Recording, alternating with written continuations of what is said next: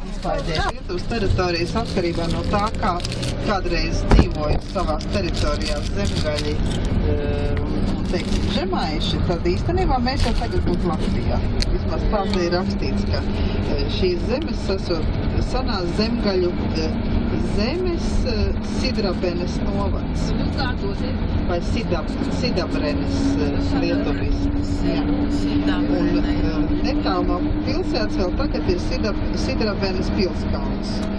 Šo pili, kurā valdīja virsaitas Mamejs, 1290. gadā zemgaļi paši nodedzināja, atkāpdamies no krustnešu uzbrukumiem.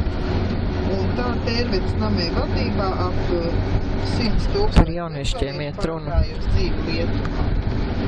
Un kāpēc radies šis nosaukums jaunišķi, tas ir saistīts ar stipri vēlāku laiku, kad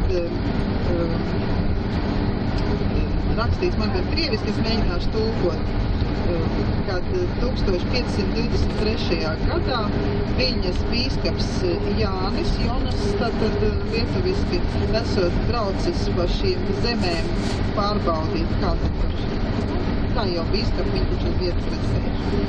Un viņš esot atklājis, ka šajā vietā vēl esot daudz neticīgo. Un tāpēc pavēlēja šeit uzbūvēt pirmo baznīcu.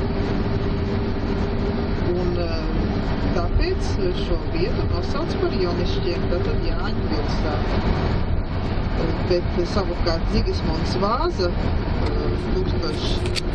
Zigismunds Augusts, varbūt vēl citādi, es nezinu. Tātad viņš 1616. gadā piešķir Jonišķiem pilsētu Magdeburgas tiesību. Tātad Jonišķi kļūst par pilsētu. Un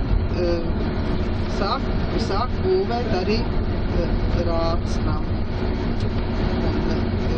Ar laiku Jonišķi ir kļuvuši par lielāko pilsētu Šauļas apgabalā. Te dzīvo 11, šeit ir tas Audruvis, jā. Te ir tāda zirgu audzētā, jūs tur redzējat, ne zirgu, es atvainojos, arī zirgu, bet te ir arī brieži un meža cūkas, kā medību apgabalā šeit dodas arī medībās. Tad ir iespēja šeit vietējā gida pavadībā izstaigāt šo teritoriju, paskatīties, kā fazāni pastaigājās starp krūmiņiem. Viņi teica, ka viņi tās olas salasot vienkārši starp krūmiem no rītiem, ja, tad nav viņi kaut kādās kultīs vispār netiek likt, un tad ir vesela Kur jau bebru, viens tāvērtīgs staigā, divas tāvērtīgs. Ka viņi tās nūtrīs saucamās, esat dzirdējuši par tādām, ja?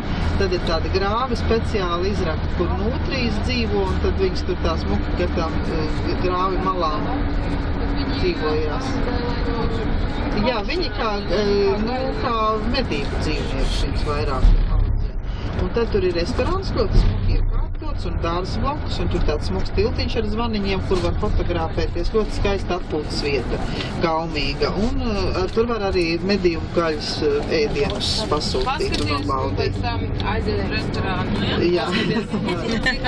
Sauc Audruvis. Un ir tāds stāsts, es nezinu, cik tas ir ticams, cik ne. Nu, kaut kur jau laikā tas ir sākumā izlasīts. Kas ir šis īpašnieks un kā tas viss ir sācies.